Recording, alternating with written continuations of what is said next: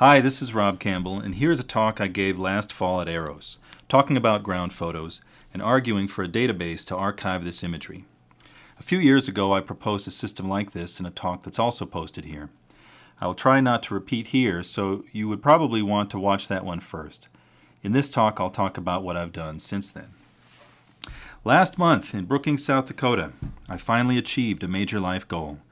I finally found the dairy bar. Turns out it's not a magical place where ice cream is free, but it is good ice cream, and it's a good metaphor for what I've been doing. Engineers work up an idea by building a little factory like this and running their materials through it. Here it is at the dairy bar, and here are some of their guinea pigs. What I've been doing is building a prototype for a ground photo database, running some mountains through it, and using my students and family as the guinea pigs. So in a minute I'll talk about metadata, which are really the issue for USGS. But first let me talk about the images, about the data themselves. Now I am not proposing that USGS start taking more ground photos or even scan more of the old ones. But I had to go get some, first for research and then for this project. So I went to the archives and I got a couple of thousand old ground photos. Some of them I scanned and some of them were scanned already. I made a little database and I got the images all laid out on the map. Then I started re-photographing some of them. And lately I've also been doing what I call pre-photography, taking photos to be shot again later. For example, where a fire happened or where logging is planned or just to document the landscape. Instead of shooting them randomly, I decided to shoot them arbitrarily on a grid. I stole the idea from confluence.org of shooting every whole degree, and I cut it down to what I'm calling centifluences, every hundredth of a degree. Here's my first centifluence in the cemetery by my house. I ran out there in my painting clothes on a Sunday night, just as the sun was going down. I didn't even know how to control my new camera, but it worked okay. And when I got to 44.48, 103.85, I was very surprised to find myself literally standing on the grave of my great-grandfather. I didn't even know that he was in that cemetery. And I said, I am definitely doing more of these. You can see I've been shooting in panorama. Panoramas make the data less selective, and they're easy to reshoot because you get a lot of reference points. So far I've been shooting cylinders, but next I'll try stereo and then spherical. Anyone can do these, but if you want to see some great ones, go Google the Cooper brothers. These guys are like the Everly brothers of panorama. So all this shooting gave me another 1,000 images. But more importantly than that, it taught me what a ground photo really is. That phrase ground photo confuses people, because all of our imagery looks at the ground, but that doesn't make them ground photos. And it isn't the case that ground photos are taken from the ground. Of course they're taken from the air, from above the ground, like all remote sensing. And that was a silly example, but doing rephotography really does teach you how important every foot and every inch of elevation is. Those 5 feet or 6 feet or 300 feet really count. What this really is near-ground imagery. I had a funny old feeling when I saw the pixel sizes coming out of my new camera. It was something like 3264 by 4352. And I realized it was because it sounded like the old mapper command in LAS, the one you'd run when you were trying to figure out what was on an old MSS kind of tape.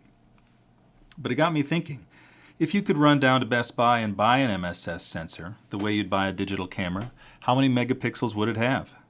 How would some of those sensors compare to my camera? So I did a little back of the envelope, and I noticed a couple of things. One, I was surprised that megapixels didn't necessarily blow up over time, because what you often get is finer resolution, but balanced out by smaller footprints. It's funny that we're often in the same order of magnitude of megapixels that we were 30 years ago. And two, over time what you see is more sensors that are not just higher resolution, but lower altitude and more oblique. And intuitively, those three all go together. I keep seeing more and more analogs between high altitude imagery and near ground imagery. The point isn't that they're the same or that they're different. The point is that they're different points along the same spectrum, just as infrared and thermal are different bands along the same spectrum. Near ground and vertical are just different varieties of remote sensing, so naturally they will often have the same issues and use the same concepts. So this is really why aerial obliques belong in a near-ground archive. Yes, because they're selective and low and oblique, and yes, because they really do look like a typical ground photo from a hillside. But really it's because they're two adjacent points on the same sort of curve of remote sensing. But at the same time, we shouldn't think of near ground as some sort of catch-all for miscellaneous images. Some of these, some of those. They're just the opposite of miscellaneous. They've been extraordinarily consistent over 150 years of science. Ground photos are the longest data continuity mission of all time. They're by far the most long-running and widely made format of land cover data. Somebody told me it will take us 100 years to extend our land cover record forward a century, but that we could extend it back a century very quickly. So why haven't we done it? And I mean we, the nation. I don't want to criticize my own colleagues, but I think these data have been underused partly because they're controlled by people in the humanities, archivists, historians, people like me. The images that we mainly deal with are of things like paintings, documents, people, historical events, and we're good at that. But when we get a landscape, i.e. some geospatial land cover data, it never makes that jump from our world to the science world where it would be used in other ways. Scientists should not spend days in an archive just to find a few images that they need. And on the other hand, traditional archives shouldn't try to master geospatial technology just to serve up their own relatively few images.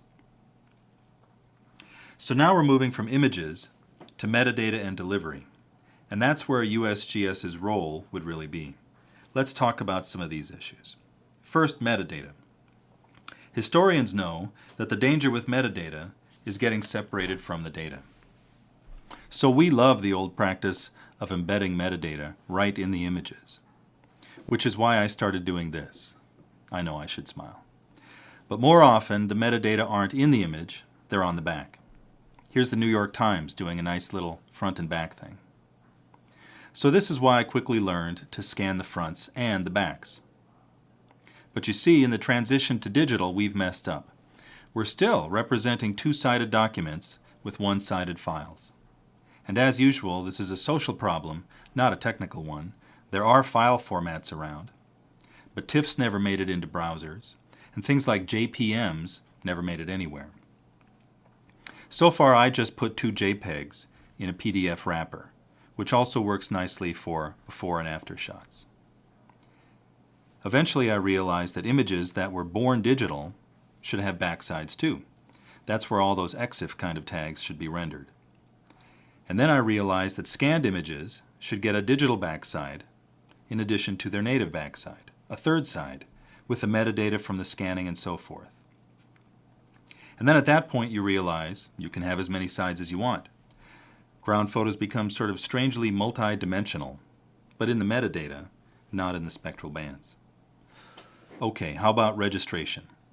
I use a little GIS to register the rephotographs to the originals, image to image. Not just for a nice presentation, but because registration tells you whether you were in the right place or not. So here is that same shot of Nemo. The three of us had different opinions on where the camera should be, so we shot from all 3 points. This one was too far left, that's why it's tilted. This one too far right, and this one just about right, because it's almost square. Which taught me, by the way, to take out a laptop when I'm shooting, although an iPad would be even better. And people are doing some cool things with registration. A Russian guy named Landcover has been laying World War II photos over the same landscape today. And I especially love this kind of handheld rephotography. So that's nice, but usually all we want is to register image to map, to locate the images. I'm locating ground photos on 3 levels of precision. Every photo is at least what I call name-placed. You tag each one with a place name from GNIS, which gives you a Latin long. Some of them are what I call estimated. You place it using the metadata or by doing virtual rephotography on screen. And the third level I'm calling verified. Either someone recorded an actual Latin long, or you get one by rephotographing it. In these last 2 levels, you can see a real opportunity for some citizen science, crowdsourcing if you like. especially the estimated one, which can be done at home. By the way, we work in multi-resolution, and this is a good example of where the metadata are naturally multi-resolution. In fact, GNIS itself is multi-resolution.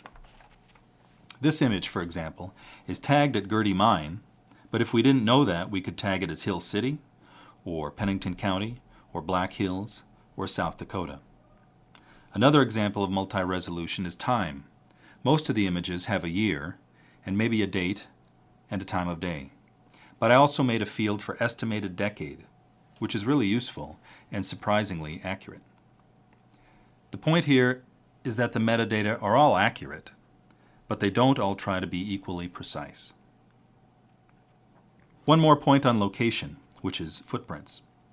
Instead of center points, ground photos have a point for the camera and a trapezoid for the footprint. The far end of the trapezoid usually tapers off in resolution toward the horizon. In the first talk, I showed the way I footprint a photo by hanging it up in Google Earth and marking the ground. Since then, I've settled on marking 3/4 horizons, since full horizons are impossible and half horizons are tiny, and because dividing things in half is easy and objective for people or computers. Shooting panoramas gives you photos that hang like this and footprints that look like this. Now mine look like a pinwheel because my cheesy tripod is tilted, but when I get it fixed, I should get ovals that lengthen out wherever the horizon lifts up. And of course, shooting up high will naturally give you much larger footprints.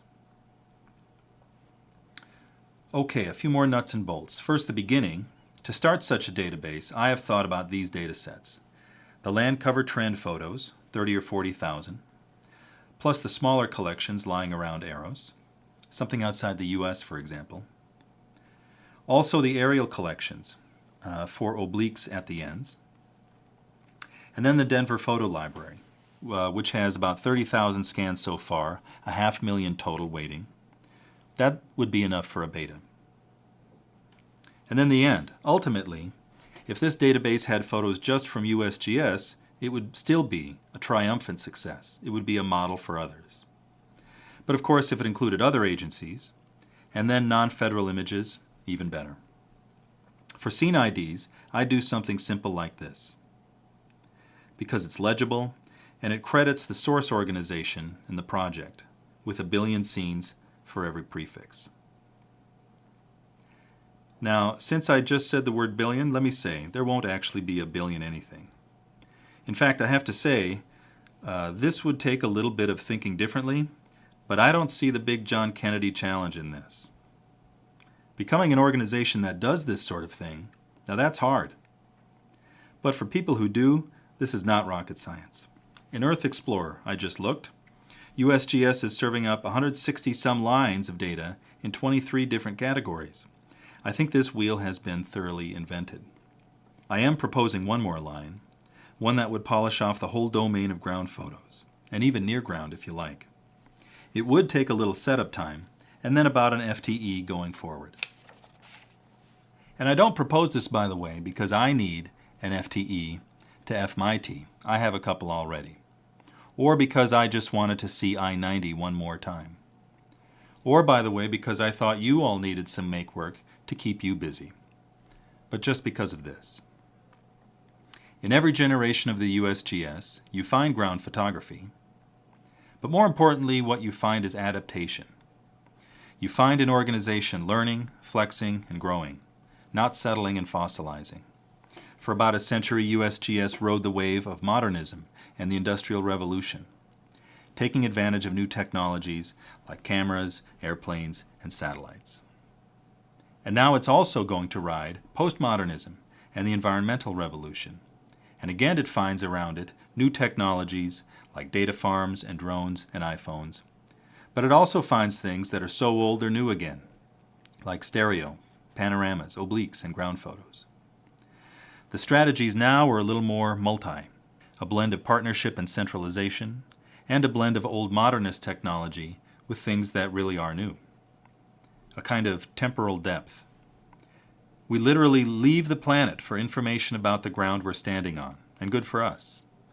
But that doesn't make it normal to ignore data that are practically hitting us in the face, that oftentimes are literally sitting in our desks. I mean, think about that. We already have the imagery. So I'm saying low-altitude data are low-hanging fruit.